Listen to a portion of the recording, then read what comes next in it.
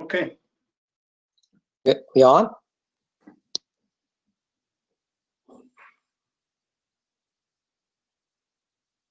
Yeah. Yes. Go. I don't see anything yet. Begin? It's live now. Okay. Good Good afternoon, everyone. We're going to begin this panel discussion with a beginning with the Lord's Prayer. Our Father who art in heaven, hallowed be thy name. Thy kingdom come. Thy will be done on earth as it is in heaven. Give us this day our daily bread. Forgive our trespasses, as we forgive those who trespass against us. Lead us not into temptation. Deliver us from the evil one. For thine is the kingdom, the power, and the glory, forever and ever. Amen. All right. Good afternoon, everyone. As people are joining YouTube link and settling in, let me get this meeting started. Welcome to St.Mary's Indian Orthodox Church of Rockland discussion on justice and equality, say no to racism. I am Saju George, and alongside Mrs. Sapna Jacob, we are helping coordinate this event. With the backdrop of current events related to Black Lives Matter, racial equality, police brutality, all your news, pictures, social media feeds are inundated with lots of information. Our church managing committee, with our chair, Achana Vaikar, decided we need to have a conversation regarding this matter with our church extended family. That thought was an impetus for this meeting, and that's what we're trying to do today. We thank you all for joining us today this afternoon. Let me quickly welcome all the invited esteemed panelists for this discussion. More detailed introduction will follow. First of all, we have Dr. Vicky Pao, PharmD, Site Director of Pharmacy at New York Presbyterian Hospital and other hospitals in that umbrella. Welcome, Dr. Vicky. We have Dr. Minu Thomas, Doctor of Psychology, working as school psychologist at Bronxville School in Westchester. Welcome, Dr. Minu. Dr. Sonia Thomas, Professor at Kobe College, specializing in women and gender studies. Welcome, Dr. Sonia. Our priest Arachan, Reverend Father Dr. Raju Varghese, apart from being our priest and a spiritual shepherd, also works as Job Opportunity Specialist, Human Resources Administration for the City of New York. Let me also introduce Michelle Pothin, who has accepted to moderate this event. Michelle Pothin graduated from Cornell University with degree in political science and law. Michelle now works for tech giant Google as HR administrator in New York City. A quick note on event technology. That's kind of my wheelhouse.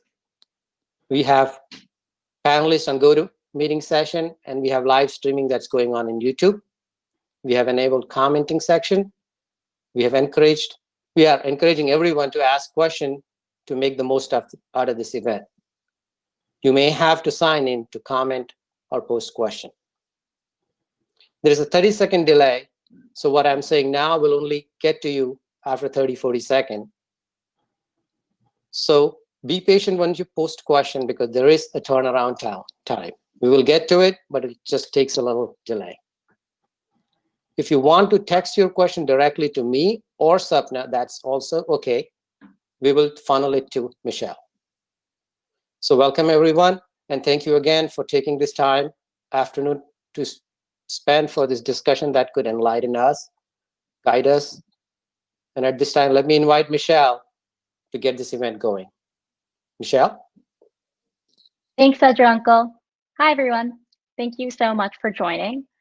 The senseless murders of Ahmaud Arbery, Breonna Taylor, George Floyd, and countless other Black people in America has sparked an international push for justice and reform. What we are seeing today has been compared to the civil rights movement in the 1960s. While having conversations around race and racism can be uncomfortable, it's important to sit in this discomfort to understand our roles in the system and the privileges we have, so we can stand in solidarity with Black people around the world. I invite you all to listen with an open heart and open mind and listen to the speakers we have gathered today. I'm in no means an expert, so we have invited 4 experts today, including our very own Utchin.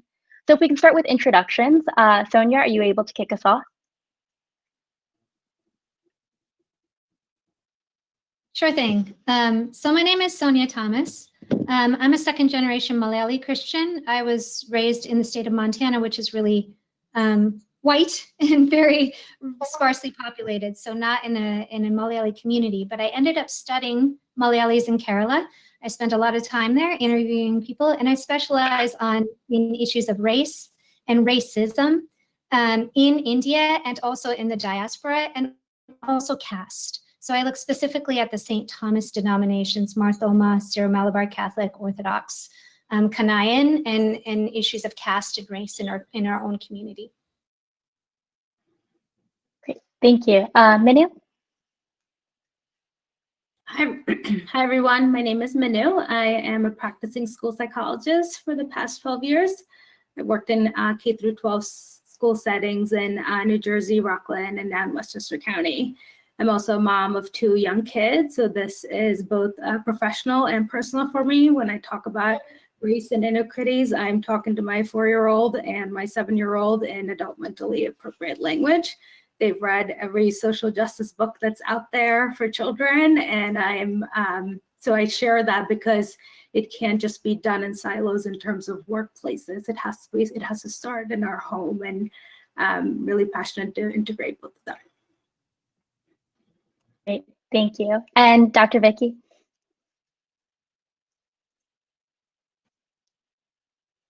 Hi, I'm Vicki Powell. I'm the Director of Pharmacy for New York Presbyterian Hospital, and I am the Director for Operations for the Children's Hospital, for the Allen Hospital, which is a community hospital, and for the Lawrence Hospital located in Bronxville, another community hospital. I grew up in the South, in Louisiana, born and raised there, and graduated from Xavier University with my bachelor's. I went on to get my master's at Long Island University, and my doctorate just recently, because I believe in continuous education. I think that's the key to success. So I got my doctorate at Howard University 2 years ago.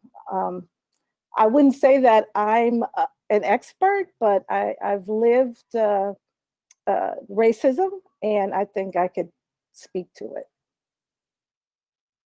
Great, thank you. So the way that we're going to structure our discussion today is first focus on South Asians in America, understanding the history and establishing baseline concepts, and then looking into anti-Blackness in Malayali communities and how it shows up and how we can fight against it. And then bringing it back to the Black Lives Matter movement in the current state, the overall progress we need to make, as well as how we can stand in solidarity with Black communities. So I know that's a lot to cover in a short amount of time, so let's get started. So as I mentioned, I would like to start first with delving into the history of Indian Americans, and specifically how the Civil Rights Movement influenced the Immigration and Nationality Act of 1965, which allowed many of our relatives to arrive in this country. So Sonia, could you expand on that? Ooh, I just turned off my video. I don't know how I did it. Hang on. Okay, so yes, and I'd like to say before 1965, there were Indians in the United States. They settled mostly in the California region, and then after the Chinese Exclusion Act, Asian immigration was barred.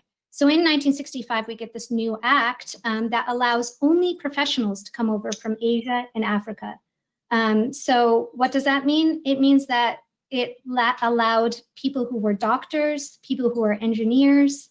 And so a lot of the people that start to come from India have a lot of class privilege. They are professionals. It also means something that we don't talk about is that a lot of people who were able to come after 1965 also have caste privilege. The vast majority of people in the United States who are in the United States from India are upper caste, so they have caste privilege, and they also have a lot more money than other immigrant groups. So this is a type of privilege that our communities have, and it's the same for Malayalis. The vast majority of Malayalis that come over to the United States are upper caste and class privileged, and the vast majority of Indian Christians. So when we're thinking about what's going on with Black Lives Matter now, you might see these signs that say white silence is violence. When you have a lot of privilege in your community, often we don't discuss it. It just gets invisibilized. So we don't have conversations in the same way potentially about issues of race or caste or class privilege. And so when it happens to other people, we're like, it's not happening. I don't see it. We don't have to talk about it. And that's one of the reasons why I'm so excited to be here, because this is a time where we're talking about how our own communities can stand in solidarity and also confront the anti-Blackness in our own communities that we might not even see. And I can get into this later if we want about how anti-Blackness is intensely tied to caste. Yeah, absolutely. And I think I want to backtrack even a little bit and talk about essentially what is privilege. What does that mean? What are the ways that South Asians have it? And what are ways other communities don't? And Sonia, you touched on that a little bit, but could you go and define it a little bit more? Sure. I think we usually think that when we use the word privilege, that you did something that you don't deserve. But a lot of us have different sorts of privileges. And so we might feel really guilty. I'll take this back to racial privilege just a little bit. Oftentimes when you have racial privilege, you are the least likely to experience discrimination. So you don't talk about it in your own communities. And so when people talk about it to you, you get very defensive. You might have seen this word thrown around called fragility, white fragility. And that's about privilege, to say, I don't like what's happening here because I don't usually see this or talk about it. And so I'm going to reestablish a privilege balance where whiteness is on top by rejecting it, either being argumentative or dismissing concerns. And this happens with privilege. And it's a hard thing to discuss because when we have privilege, we don't tend to see it. And when somebody says, hey, check your privilege, we might get defensive. And then kind of in a similar vein is kind of discussing about the model minority myth and how South Asians and Asians are viewed as model minorities, which ties into our privilege. So Minu, could you speak on that a bit? Sure. So the myth basically characterizes Asian Americans. You know, first of all, that's harmful because it's lumping all Asian Americans into one group. And as we know, it's a very diverse group. With that said, they're lumped in as being polite, law-abiding group who've, had success that is above the general population. And the assumption behind is that it's based on innate talent or that whole mentality, pull yourself up by the bootstrap, I'm an immigrant and I made it. So the harmful effect is that it's lumping everybody together, but it works to our advantage, right? So going through school systems, Asian students are seen as being capable, they behave, and even if they're struggling in school, it's not because of a deficit. This is harmful because it pits Asians against people of other color, against each other, and it creates a hierarchy, as Sonia was talking about, where Asian people are often represented on the top when you talk about people of color. So by putting people of competition and color with one another, the myth then distracts us from working together. So this leads to where disproportionality comes in schools.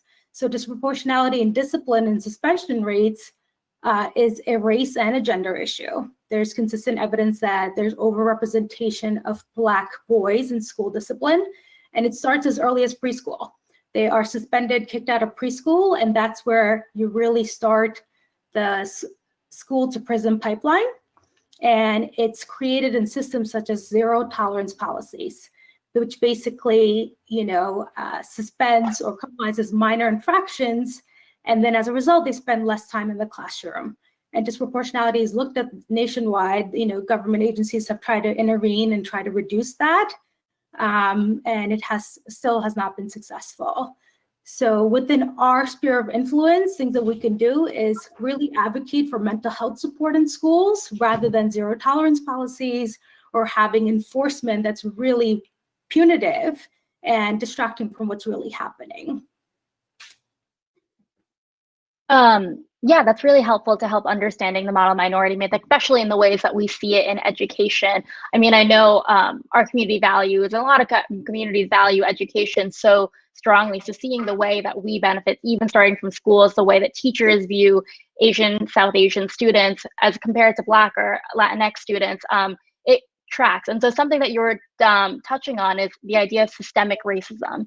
What systemic racism is the way that racism is embedded in various systems throughout our society. So you touch on education. Vicki, would you be able to explain a little bit more about systemic racism? Yeah, so racism is a man-made construct. Racism in general is a system of classification, no different than the caste system. So in America, Black America is looked at as the lowest class of existence, the undesirables. Systemic racism is something you can Google and something that has affected marginalized communities for their whole existence in this country. A country that was built on a system of slavery and then metamorphosized to hiding a provision for slavery in the same sentence that abolished it. So that's systemic racism in a nutshell. We'll change the name of it and create a new system in order to maintain what we decide is in our best interests. If we keep Black and brown people and women away from seats of power, if we keep them away, we'll never have the power that we need. It's one of the most beautifully sinister power structures ever built. How long did Nazi Germany or the Soviet Union last? How long has America existed? How does Black America make up 13% of the population, but only hold 1.2% of the wealth? Yeah, that's extremely important call-outs that you made, Vicki, talking about how the way that our country was built from the beginning, from slavery to how it's still embedded in our system today, in our voting system, in our education. Thank you so much for sharing that. And although I may be calling out names, anyone feel free to chime in if there's anything that speaks to you, if there's anything that you feel you'd like to speak to. So feel free to interrupt me and chime in.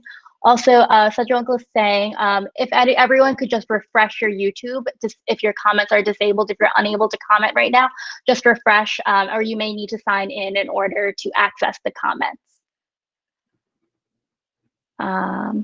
Great. And then I just want to add in one thing. The current uprisings that we're seeing, it's not just about the individual acts of racism, as Vicki's talking about. It's about racism that's baked into our systems and institutions. And until we address that at the deeper level, we're not going to dismantle it. So we can talk about things that we can do as individuals in our homes, in our churches and communities, but it needs to go further.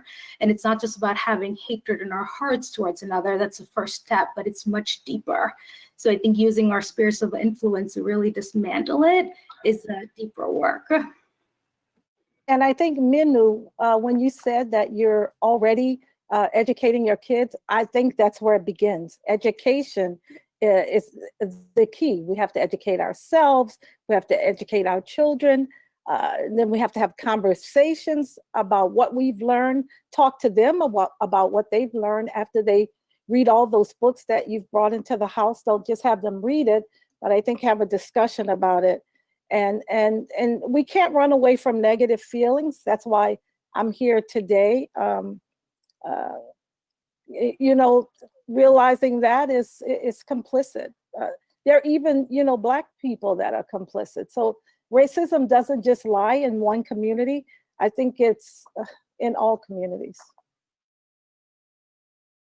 Absolutely. And then so from there, what we can do is we can dive into a little bit of how anti-Blackness and anti-Black racism shows up specifically in the South Asian community and in the Malayali community specifically. So Sonia, are you able to talk about the ways that this shows up? Absolutely. This is what I research more than anything else. And I know this is going to get really complex, but a lot of times we think caste happens in India and race happens in the United States. But we have to understand that there's a lot of racism in India. There are groups of people known as the Siddhi that were an Ethiopian population that came over generations upon generations ago that face racial discrimination in India on a daily basis. Dalit peoples, those that are considered the most lowest caste, especially in South India, in Kerala, are considered darker skin and Dravidian in comparison to Brahmins, who are considered Aryan. And as St. Thomas Christians, we believe that we were converted in the Brahmin caste. And so even in our language, we can see how we have certain things that we say about different casted people that have racial connotations. Like when we talk about Chauvin that are Karambi, like it's embedded in some of our language. And we might not have any kind of conversations about that if we have caste privilege. So I look a lot about this idea of Aryanness and Dravidianness. And another thing to think about are people from the northeast of India that face a lot of discrimination in India for the way that they look. And it's a lot of anti-Asianness, East Asianness, because they might have East Asian type features. So that's within India. Oftentimes when we talk about racialized discrimination in India, it gets really reduced to colorism. So you might have heard of Fair and Lovely skin creams. We might see Bollywood actresses that have lighter skin. And then we say, matrimonials that say we want fair skin brides and fair skin grooms. So we reduce it to just saying like, look, India has racism, everybody wants fair skin, without understanding how fair skin is related to issues of caste, is related to issues of labor, who does what work, who's a landowner, and who does agricultural work. So that's in India. But then when we go into the diaspora, we might hear things and experience things differently between the first and second generation. I just gave a talk recently, and I gave this example. When I went to school, everybody had Cabbage Patch dolls in second grade, and I didn't get one because my parents wouldn't buy that for me. They didn't want to spend the money. So I went to school without one, and my classmates made me be the slave, and they made me clean up everything. And I was really upset about it. And I went home and I told my mom, they made me be the slave at school. And she said, well, just tell them that you're not Black. And I remember thinking, even as a young child, like, I don't think that's going to work. I don't think that's going to solve anything. And then also she started telling me this story about when she was in school, she had an Ajava that was her friend.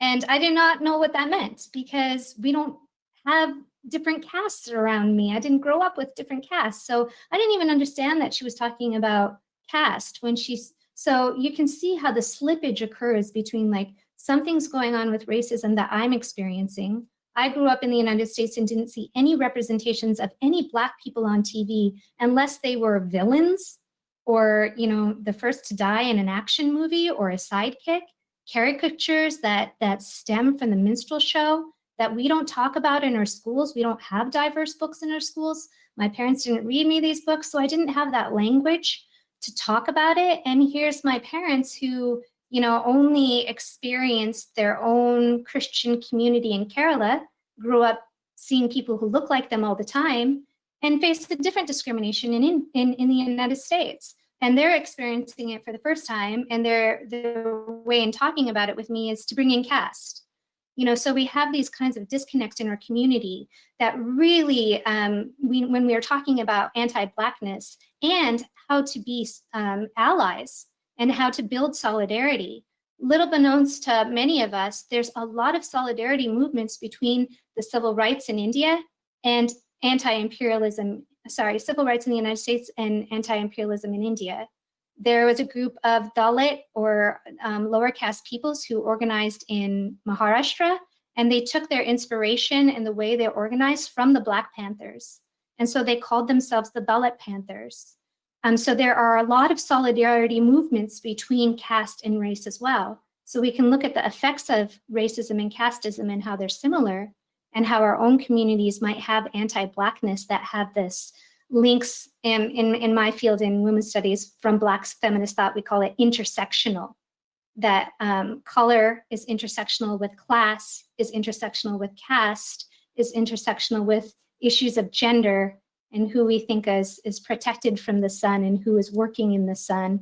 All of these things get intersectional in our minds, although we might only talk about it as colorism, it goes far deeper. So to have these conversations and to be educated is to also like, let's try and get some of the resources out there. I'm happy to give you more resources from specifically talking about how this functions in Kerala and also the Malayali diaspora. That's really powerful examples that you provided. And I think something like I think about like as growing up in America or something, or like sometimes I have examples of entering like Indian spaces and I just came back from the beach or my hair is curly, and then all of it like there you get reactions being like, oh, you look Black, but it's said in a way that's very negative and with a negative connotations. So understanding ways that we could battle that and like what's that's rooted in. And so Sonia, what you're saying is that in part it's rooted in addition to racism, as Minu was talking about, the model minority and driving that wedge between differentiating Asian Americans and South Asians from Black people, that's all like those comments are all expressive of those things that you had mentioned. And another concept I want to talk about is the idea of implicit bias and as well as microaggressions. So are you able to speak on that, Minu? Sure. So implicit bias is basically our attitudes or stereotypes and assumptions that we're not even aware of, and they creep into our minds based on our personal, media, and societal experiences and messages that are sent to us. So it's basically a snap judgment, and it gets perpetuated over time. Because once you make those assumptions and judgments, the next time you see an image or a person or a group, you have those same biases about that group. So it's basically, I normalize this even when I talk to kids, is that our brains are equipped to categorize information, right? As well as societal information. So sometimes it's naturally done. We really have to stop it. So the emotional center of the brain takes over. And in order to stop that, we really have to think, is that a bias? Where did I get that message from? Who taught me that, right? Who is this harming? And really checking ourselves. So, you know, as we all know, mindfulness has been around for a long time, but it's been a trend in education for a long time, as well as in workplaces. But mindfulness is actually a great tool to stop implicit bias from flooding into our systems. It's, you know, it's akin to when we started learning how to drive a car or ride a bike. You know, initially we're thinking, okay, where does my feet go? Where do my arms go? How do I turn, right? You have to think about all that. Now you get in the car, and if you're half a little groggy, you still know how to drive a car. You don't have to think about those things. So essentially I bring that as an example because implicit bias can kind of stay, it becomes automatic. So you really have to be thoughtful in stopping those biases. And, you know, we can have these conversations with children, right? They're aware of them, they can have these conversations. A simple way of doing it is even through gender, right? Having kids draw occupations and asking them what gender they chose because of images of certain occupations being for males versus females. I mean, that's a quick example of an implicit bias. You know, when we're talking about in terms of Black Lives Matter, association of dark skin with criminality has been one of the most deep-seated bias in our society. So that's the harm and implicit bias. When we think about microaggressions, they're related, but it's more overt because they're comments or behavior, and it's related to someone's identity. And what ends up happening is that you can have a lasting negative impression because it often doesn't just happen once. It can happen multiple times a day throughout your lifetime. And it can be hard to stand up and say something because sometimes the intent is not malicious, but it's coming from a place of, you know, it could come from a place of ignorance and not knowing enough, and it could be unconscious. So because it's based on, it's discriminating against the person, or it's a stereotype. So I'll give some examples, from a Malayali community that, that we may have all heard, including things like, oh, wow, you don't have an accent for someone who grew up in India, right? Or you're so articulate. Where are you from? Where are you really from? Because the assumption is that you're not from here. But the other assumptions that Malayali communities can make and do is saying like, well, if I made it here with $10 in my pocket, right? Why can't Black people? Because systemic racism exists. And that's the reason why. We didn't come here as enslaved people, or clutching your purse when you see a Black person walking by because of the stereotypes that have been taught to you.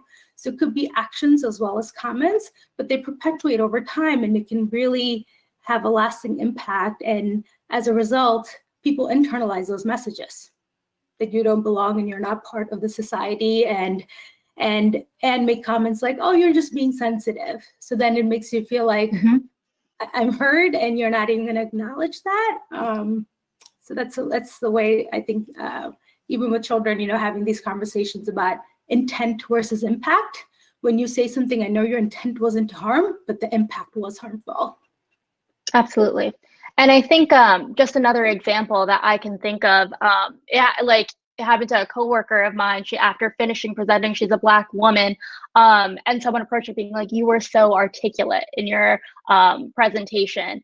And so specifically saying the word articulate has racist roots in it. And it also comes with the assumption is that's not really a common thing that you would tell someone, that you're very articulate. So it comes with the assumption that Black women are not typically articulate. So to have called that out comes out to be a microaggression, and it has racist roots in it. And Sonia, I saw you nodding along. Did you want to add anything? Oh, Michelle, can I add something? Absolutely, yes. Yeah, so I just want to talk about implicit bias. And I think, Minu, you did an excellent job explaining it and getting to the root of it. But, it's prejudice with a new name. Implicit bias is prejudice with a new name. You judge me before I even speak. Just like you said, someone said to the African-American woman, oh, you're so articulate. So they see an African-American woman who's about to speak, and just their mind says that they can't be articulate and get the message across. So you make assumptions about a person rather than getting to know that person, and to know that people from all cultures have different educational levels and can speak on any level. In fact, both of my kids went to private schools. So I guess if you hear them talk on the phone, you wouldn't be able to tell if they were Black or white. They are very articulate, they're very educated, and they could speak on any subject. So we have to call it what it is. And people who claim implicit bias are basically saying that they can't change their own minds or stop being biased. So, we shouldn't accept that. And I think if we stop accepting that people have implicit bias, then we can change the way everyone thinks. Well, there's also ways to dismantle it, even with kids, right? I often say, I'm Asian American, I'm Indian American, I'm terrible at math. So here I go, I just broke my own stereotype, right? It was not a natural affinity for me. So having even conversations like that, right? Dismantling the stereotypes that is for your own group. But yeah. Yes, that's a great point and very important call outs. And Sonia, did you want to add? I was just nodding my head vigorously because my other love in academia is tap dancing and tap dance history. And I've just been finishing writing a paper right now about how knowledge production in the academy even has this implicit bias in it, so that we don't teach the Black arts. Tap dancing or hip hop, they're considered, that's silly. If you're going to do some dance in the arts, it's ballet. It's things that come from European white traditions that has skill, right? And so even in that which we think of as what we study in colleges and university has implicit bias in it. so that, yeah, I can, but yeah, this is important to not only educate ourselves, but understand how things like that stuff that we just learned, when we didn't have any Black people in the stuff that we just learned, is itself a type of implicit bias in the knowledges. So that education needs to go, I just keep on saying this, we need to dig just a tiny bit deeper and not take things for granted because that implicit bias exists. And we actually have a question from one of the viewers, and the question is, what should we do when our parents racially stereotype people? Invite anyone to answer.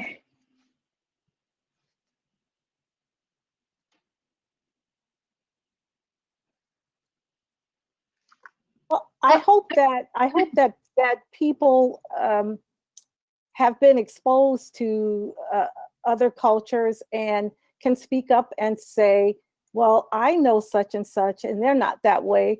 I don't think that kids should accept it. And I think if we expose our kids like I did, I have 2 grown kids now.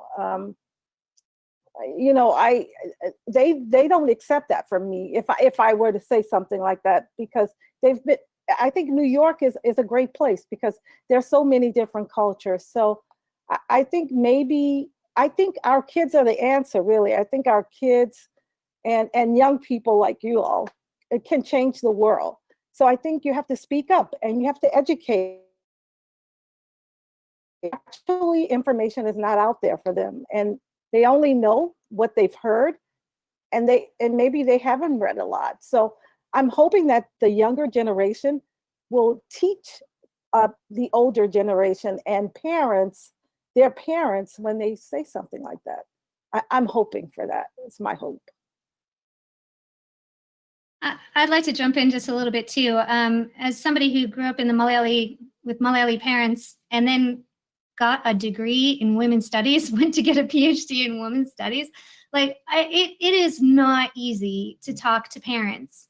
And, you know, I said that story about my mom when I was growing up, but subsequently, by getting that degree, it forced me to have conversations with my parents in ways that potentially other maybe Malayalis might not have, right? And so I went to Kerala and I was studying it, and I studied how to speak Malayalam, and I would ask them questions, and then I would say, hey, you know, like that whole thing that we need to study so we're not going to be garbage collectors is really racialized and casteist. Like it forced me to have those conversations, but I can't say that they were always easy.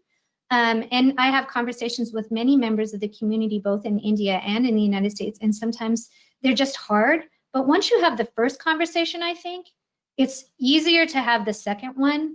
And like Minu was saying with our children, we have these diverse books out there, but they're not in our schools. So having conversations to get them in our schools, like if we're having conversations with our parents, I've been seeing so many resources going around, like, you know, watch the 13th. It's on Netflix.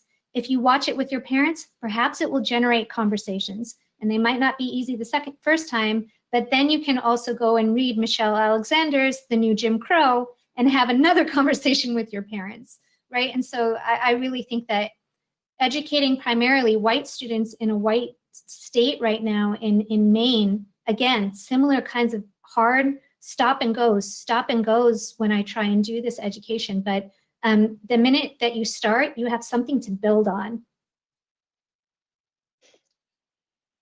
That's really helpful advice in terms of like understanding ways to dismantle racism and the way that it shows up in our community.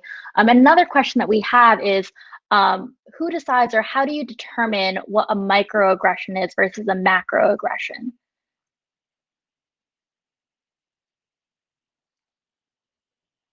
I think if we get caught up in the semantics, it can get complicated, right? I think the most important thing is if you're insulted, or if you feel like it's wrong, or you feel the need to call out, do it. That's what my suggestion would be. Because I think for many years as model minorities, right, and Asian Americans trying to make it in this country, we allowed for those conversations to happen behind closed doors. And we allowed for things to be said and move on. And I think now's the time to say, hey, that's not cool, right? I don't believe that, and stand up and speak what's in your heart, because we all feel it. We just might not be saying it in the moment. And that takes courage, and it takes a capacity within our heart to do so. I think that's the best way that I would respond. And then so if we don't have, what we can do is we can move on to the next subject here. And it's talking about what's happening today in the current state of the Black Lives Matter movement. And specifically, if someone could talk about is how can you describe the current demonstrations and the protests that are happening today? The media especially has been focusing on looting, which has made some people view these protests as detrimental. So could someone expand on that? I can speak a little bit about it. I think the demonstrations are just the tip of the iceberg. I mean, I think George Floyd, that murder tipped it over. And what you're seeing is a buildup of aggression and anger for years and years and years. And then people just took to the streets. Now, just so that you know, most of the protests have been peaceful protests, and there are some. And what we believe is there are people being sent into the peaceful demonstrations to make it look very bad, and to cause problems and to cause looting. And all the looting is not done by. If you've seen all of it's done by a lot of different people. And I think the people that are out there protesting now are actually taking a big chance because of, the coronavirus. I mean, I would be out there protesting, but I don't want to take a chance with my health. But I do think that 90% of the people that are protesting are doing it peacefully. They're doing it for the right reasons, and they're being pelted with tear gas and rubber bullets and pushed down. And so there are people that are, and I think it's something that's systemic, that people are being planted to make it look like African American people are looting. But for the people that I know that are protesting out there every day, they're doing it peacefully. Absolutely. And I think something that you touched on is, sorry, I think I'm frozen, or am I, everyone can hear me. I think I'm good. My screen just froze for some reason. But so what I was saying is that something you mentioned was the way that people are responding, or the way police and authorities are responding to the protest. You talked about tear gas and rubber bullets. When a couple months ago, there were protests around the stay-at-home orders, and it was a majority of white people protests, and the response to that was extremely different. So I think that's an example of how the responses has been, and the systemic racism has been, and just surely in that response. Does anyone else have any thoughts on that? Yeah, I just wanted to add about, how we're focused on the riots. I've seen this meme go around about, like, if we're focused on destroying property, if we say, like, it's horrible that an innocent Black man was killed, but, destroying property, that's what we need to stop. We need to reorient ourselves. We should be saying it's horrible that property is being destroyed, but killing Black men needs to stop. We're prioritizing the wrong part if we're focused on property that's dying, that's being destroyed. We need to refocus ourselves to think about it's bad that property is being destroyed, but what's worse, and what our focus should be on, is the disproportionate violence that Black people face in this country. And it's not just men, right? Like, this is why people are trying to say her name, Breonna Taylor, so that we don't, again, back to that intersectionality. It's not just that we need to focus on Black men, but also that Black women experience the effects of both racism and sexism, right? So that's why some of these things like Say Our Name are coming up. And instead of focusing on property, let's focus on what really matters, which are lives, right? Absolutely. And something that you mentioned, lives, and another topic that a lot of people have been talking about is Black Lives Matter versus All Lives Matter. So could someone talk about that briefly? Well, I would say that all lives matter, and it's a fundamental truth that, it's being deployed to distract people from ever saying that Black lives matter for the first time, right? I mean, all lives do matter, but there's been, through the centuries, Black lives have not mattered. And all lives inherently do matter. And if you believe that all lives matters, then you have to believe that Black lives matter also. So would you water your lawn while your neighbor's house is on fire and not go over to help put out a fire? Help your neighbor? I don't know. But if you choose to distance yourself from the fight for Black lives, I don't know. It's tough. I mean, I think through the ages, Black lives have not mattered, and the systemic racism that my kids had to face growing up has been truly painful, both for my son, who's a grown man now, and for my daughter, who's fair-skinned, who is not Black enough and not white enough. And it's just, I think all lives matter, but for the first time, people are saying Black lives matter, and all kinds of people are saying it. So I think that I think the protests are good, and Black lives matter are being said for the first time. So. Absolutely. And I think the way you said it perfectly, like all lives do matter. But as you mentioned, for the first time, we're talking about the Black lives that do matter, that have not mattered, that have not given the same value, the same weight as other lives in the past. And so saying it out loud, proclaiming it, are like we're pushing for structural change to make sure that Black lives always matter is extremely important. And another topic that we want to talk about, and I know we're running closer to the shorter time and we have a few more things to hit on, but essentially in the last few weeks and last few months, we've seen a lot of changes in terms of product branding, sports teams, NASCAR banning the Confederate flag, NFL accepting they made a mistake regarding Colin Kaepernick. Do you think that there is a change in this time around? Do you think that all the protests, that there's momentum? And what change, well, let's talk about that first, the momentum that's occurring this time.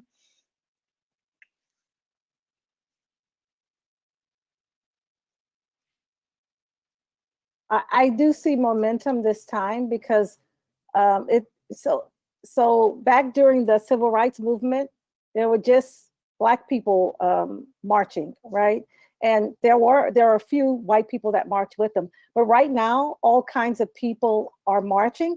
So that's saying that everybody is feeling the pain and has been exposed to the pain. So I guess in the past, things have not been videotaped. And so now people are getting to see what truly is happening. So I think the momentum is changing. I think there's more exposure to what's happening. And I think people from all cultures and all sects of life are just saying it's not right.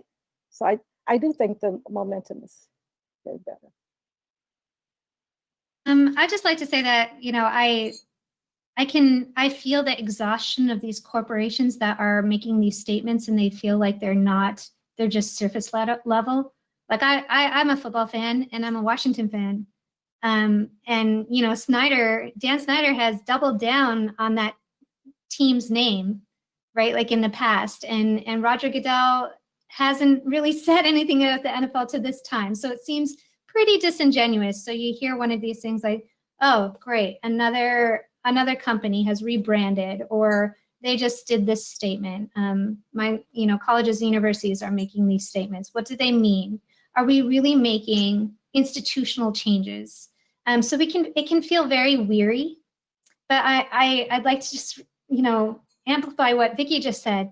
I have never seen a moment where people are reaching out for more resources in ways that I have never seen. I can't imagine. I'm just blown away that the Malayali community is responding in this way, in a way that I've never seen, right? And to think like, if we get exhausted by these corporate things that just kind of feel like surface level, it's this larger thing that I agree young people are doing.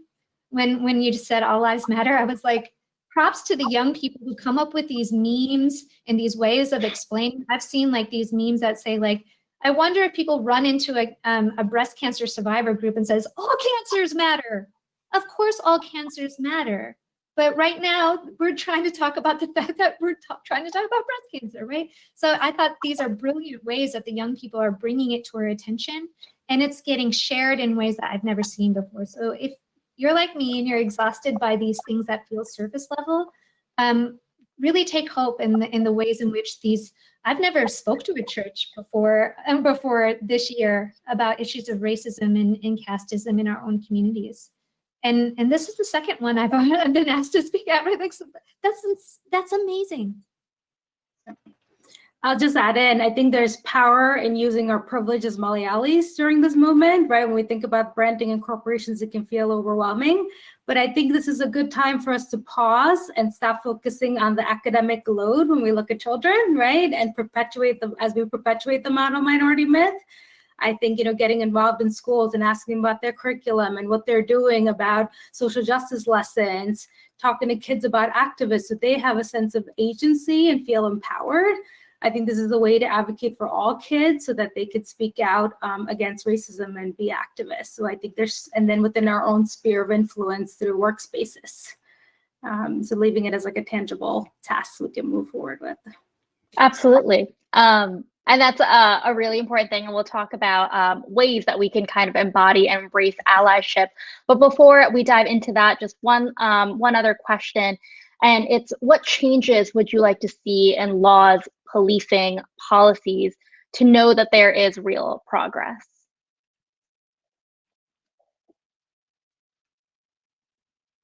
I'll share from my end. As a psychologist, I think mental health support is usually the first thing that's cut in school districts when there's budget cuts that happen. So bring it back to schools, because that's where, helping kids through trauma, behavioral issues. So you're really stopping that school to prison pipeline that's going on.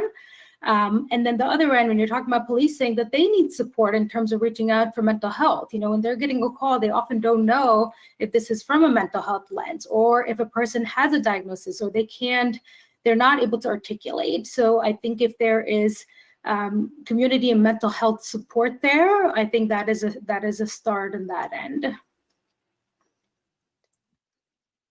Yes, I agree with Minu. I think we have to figure out a way to have money to fund education and mental health programs, and not for the police and for other people in our community. I would say we should try to end qualified immunity.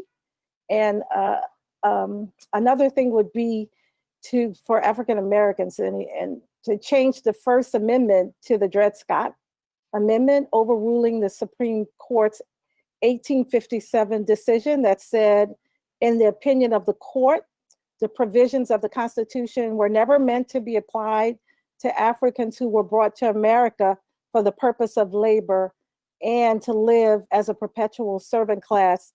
We could talk about freedom of speech and the right to bear arms once we establish that the Constitution is for all Americans, not just for some. And that's when we can say all lives matter. I just wanted to add one more thing, agreeing with everything that Minu and Vicky just said too. But yesterday I attended the Equality Labs, talk about issues of racism and casteism. And Cornell West, who's a professor here in the United States, a Black professor, mentioned the Black arts. And I think when we think about Cops, the show Cops just stopped, right? Like when we think about policing and representations and what we see on TV, they matter so much. And we've seen, as we were saying, defund the police, we've defunded our school systems and we've defunded the arts so much. So our imaginary grows grows by leaps and bounds when we see people who look like us on TV, when we go and we see what art is, and it includes Black arts, and they're not regulated to, oh, that's folk, that's street, that has no place in colleges and university, that has no place in the theater. Once we get our imagination around that, I think it also really changes our idea of what policing in communities are, because we see communities in different ways. And then, so thank you so much all for sharing. I think you all made incredible points. And so kind of taking away from this entire conversation, I would love to talk about allyship, what it looks like, how can we help, what are our action items? And I know, Minu, it's been discussed throughout this conversation, but we could distill a few action items for us to continue our allyship. So I think the first place is to, validate Black experiences. Listen when Black coworkers and classmates and friends share their stories and speak up if they're not speaking up on their behalf. I think reflecting on our own experiences as immigrants and as first, second, third generation here. All of us come with different experiences. I know my father came to this country with fear of what was instilled in him versus my mother educated herself and went the other way, right? But then what Vicky brought up, personal experiences changed my father's mind as well. So I think reflecting on our own upbringing and how it created the anti-Blackness in our community. And then call out comments so we hear in spaces. I think those are the small ways, because racism isn't always overt and it can show up in our everyday language choices. And when we do it ourselves, when I do it too, that I check myself and I apologize and I go back and say, I shouldn't have said that, that came out wrong, right? And that reflection is really important as we move forward and grow as people. That's great. Sonia, do you have anything to add on allyship? I think Mina said it so well, but I would just add one thing too, that we might, with our own implicit biases, not realize when we're burdening people of color and especially Black peoples in this country. And I was just in a meeting yesterday where we were saying like, oh, we're going to do training for everyone. And I'm like, should we ask what our Black faculty need, right? Like instead of saying like, oh, you need to do this too, or why don't you educate us? Audre Lorde always talks about the role of white people and people who have privilege to bridge back. So in this case, when we're talking about, if we're trying to talk about Black Lives Matter, it's up for our community to bridge back, to do a little bit of the education ourselves and not demand things from Black people in this country. Thank you. I think you all made really great points in terms of just showing up for communities when we see microaggressions, when we see discrimination, being able to call it out and standing up for Black people as allies is extremely important, not to put the burden on them to call it out. Mina, would you like to add something? Yeah, one more thing. I think if you have the power in terms of hiring practices, utilize that. I think if you are involved in alumni networks, supporting undergraduates through scholarships, if you are in a field that you're passionate about, mentoring, young Black youth who are interested in the STEM field, which, there's many Malayalis that are in, and centering Black voices and using our influence. Absolutely, extremely important. I work in recruiting, so I know the importance of that as well. And then, so I do want to shift over to Achin now, and I know we're running out of time. So if any of you need to drop off or anything, thank you again so much for your time, but it looks like we might go a few minutes over. So Achin, would love to hear your thoughts, and we actually have a few questions for you as well. Definitely. I was enjoying Sonia, Vicky, and Minu, and very well, Michelle, you coordinated it. And I really want to thank Swapna, Saju, and our technical team taking care of it. Basically, we touched through everything that is needed to have in this discussion. Sonia started with the caste system and racism, from the Indian background and from the American background. And Minu was touching it very well about the parents, especially the Indian American parents, their dealings with children and those kind of things. And Vicky, you came up with the caste system and the back in India and the racial issues that is layering over here. I think it was a great kind of we were touching the base of everything. When we think about the racism, usually it's a thought that we all think about the blacks. Well, I'm sorry to use the words like that, blacks versus the white, but it is not like that. You know, we all are victims of the race system or the caste system. I just think about the words from Martin Luther King. He was telling, injustice everywhere is a threat to justice. Jesus Christ, he is the same yesterday, today, and tomorrow. The same Jesus who heard the songs of the slaves and the chants of the civil rights marches will hear the prayers of those who now cry of justice throughout our country. In this long moment of anti-Black racism and manifested itself in the killing of Ahmaud Arbery, the long-term unarmed African Americans killed unjustifiably by police officers, including Eric Garner, Oscar Grant, Alton Sterling, George Floyd, and Breonna Taylor. You know, what are some of the effective ways, what we can do, you know, from the practical perspective? You know, these three young ladies, they were sharing so many good things, you know, what we can practice, what we can do when we deal with our neighbor. Most of us say that things like you're taking a meal to someone who is hungry.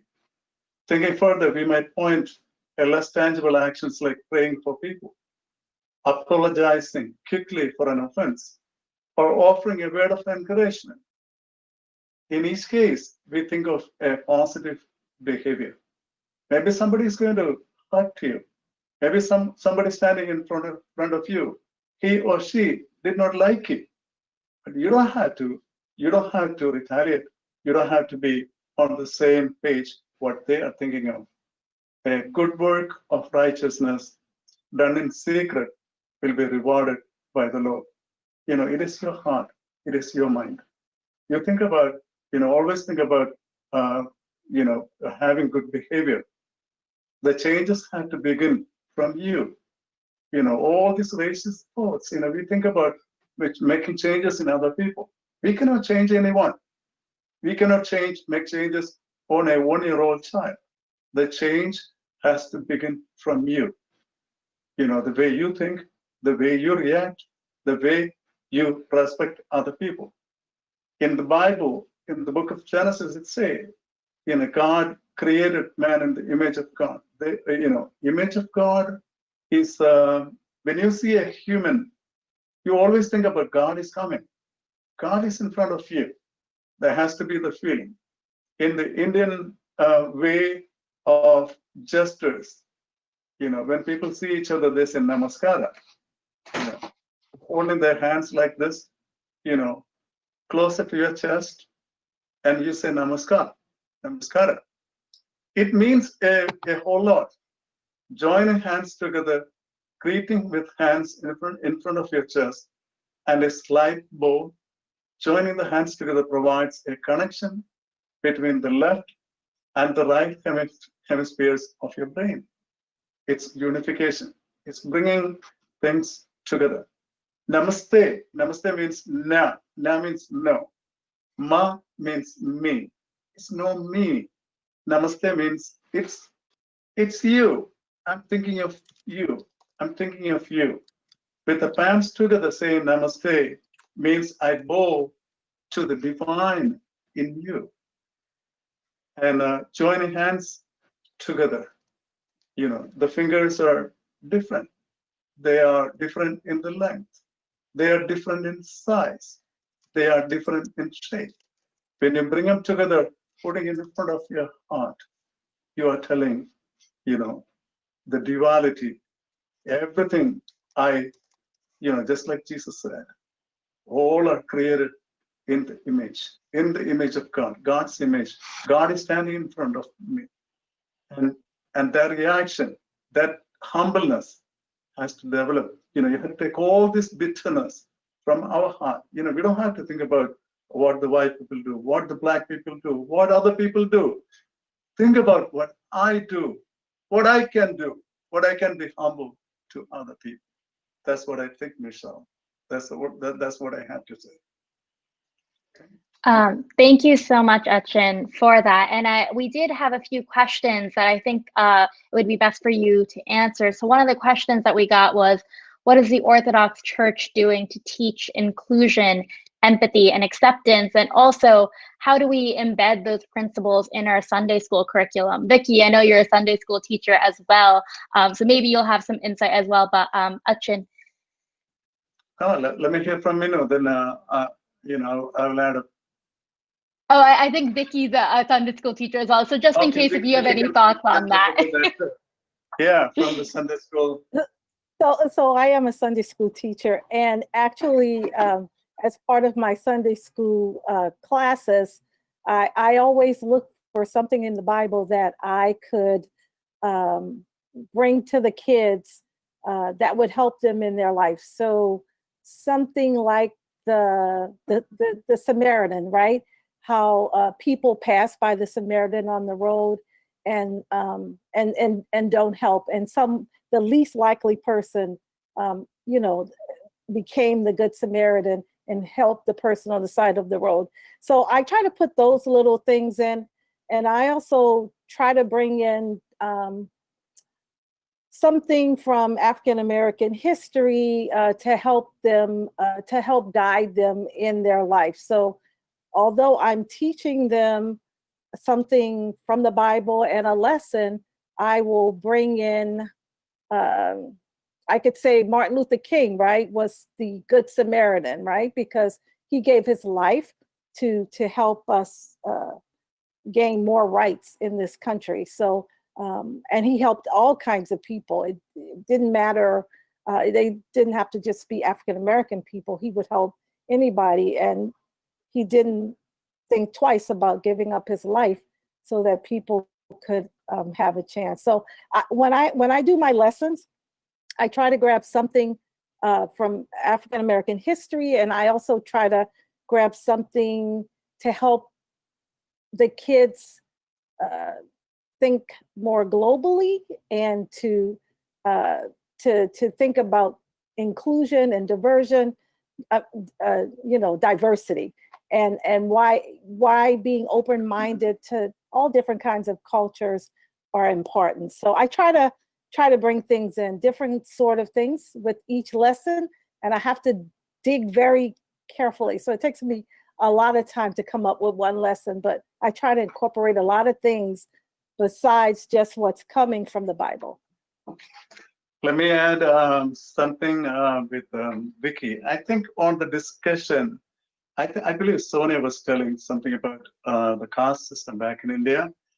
She was mentioning about Brahmins and the Dravidians. We have a thinking that we belong to the upper caste. We are thinking that we are Brahmins. Everyone else are inferior to us. At least a few of the people from the Indian background, they have that kind of an attitude. When it comes to the children, especially with the Sunday school, the MTOCSM and the systems, we are trying to put new curriculum. We are trying to put when it comes to the religious education, we are trying to put new system to include everyone, to respect each other and come together. And unfortunately, we are way back in that. With all these new movements and with all this awareness, the church has to go an extra mile to include everyone, to embrace everything, whatever is happening around. We have to come together and put it together as a church, as a diocese. That's what I have to say. I think those, Vicky. And I think we have to talk to the kids in the Sunday school so that they don't have, they're seeing a lot of things happening, right?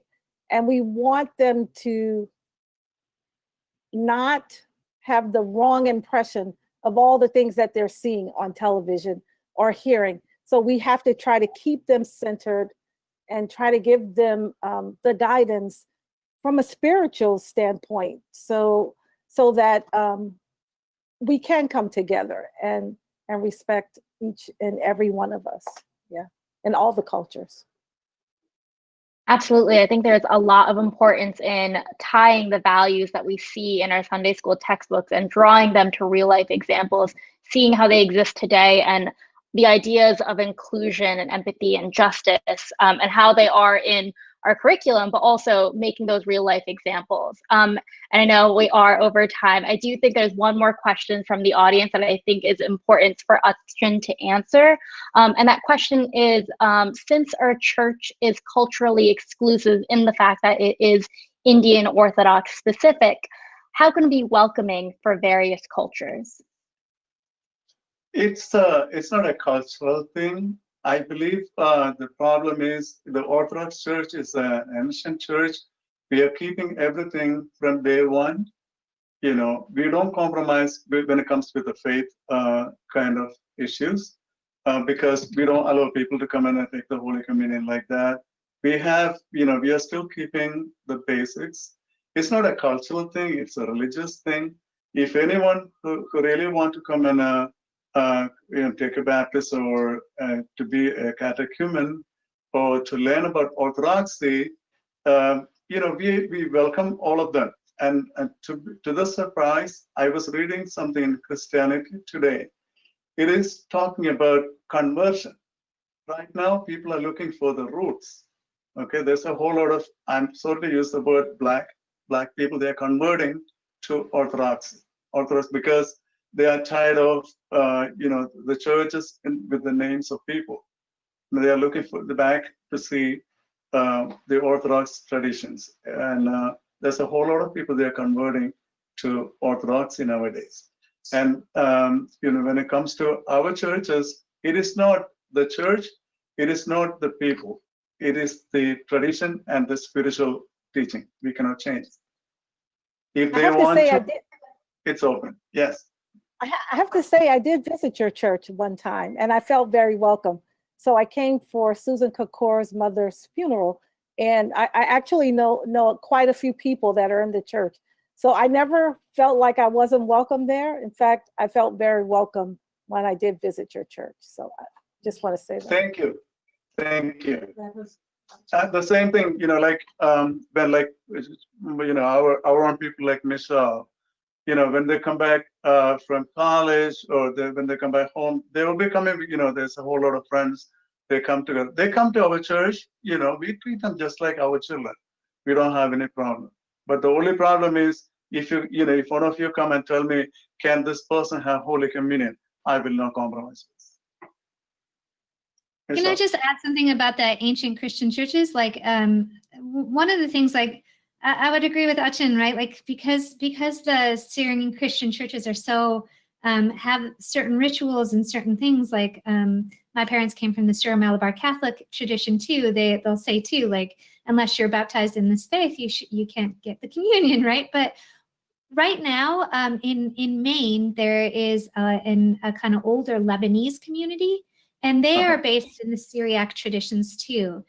So I started attending that church, just a Maronite church. So even if, like, we feel like the Syriac and the Syrian Orthodox denomination is pretty exclusive because it has this kind of ties to the ancient church, there are other ancient churches that we have so many ties to. It was just such an eye-opener to see, like, they call their mass Qurbana, like we do, right? And these things, to see, like, actually the ancient Syriac faiths are very interconnected, and it's larger than we think. Even the Orthodox churches, like, say, for example, I was studying in St. Vladimir's Seminary for my doctorate program.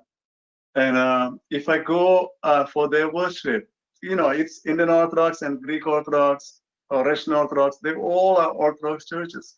But if I go over there, they will not give me communion. You know, that's the way it's set up. But what I'm saying, what I was telling Sonia, is the cultural thing. We don't exclude anyone. We try to include everyone, all faith, all culture, all gender, everything. when it comes to the basic with the worship and those kind of things, we don't compromise. Sorry. Thank you so much for that. And thank you everyone for a really fruitful dialogue around these important issues and having these conversations with us. So I really appreciate it. I'll hand it over to Swapna for just a quick vote of thanks. Thank you all. Vicky, Sonia, Minu, Michelle, great. Thank you. Swapna, have your turn. What a powerful discussion.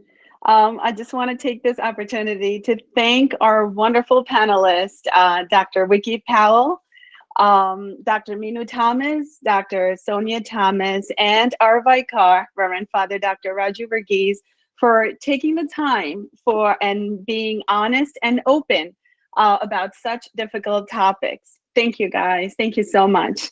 I also thank our vibrant moderator, Ms. Michelle Bodin. I also thank our managing committee, our tech team, Mr. Joe Alexander, Mr. Sam Matthew. And I also take this opportunity to thank our religious organizations, MMBS, Men's Forum, and Focus. I thank Mr. Saju George for being our support throughout. And most of all, I thank each and every one of you, all participants who took the time this Saturday to join this call. Thank you so much for being open-minded, and I hope you will take this information you learned today and be a catalyst for change. Thank you so much, guys. We truly, truly appreciate it. If you still have any questions, we are open. Thank you.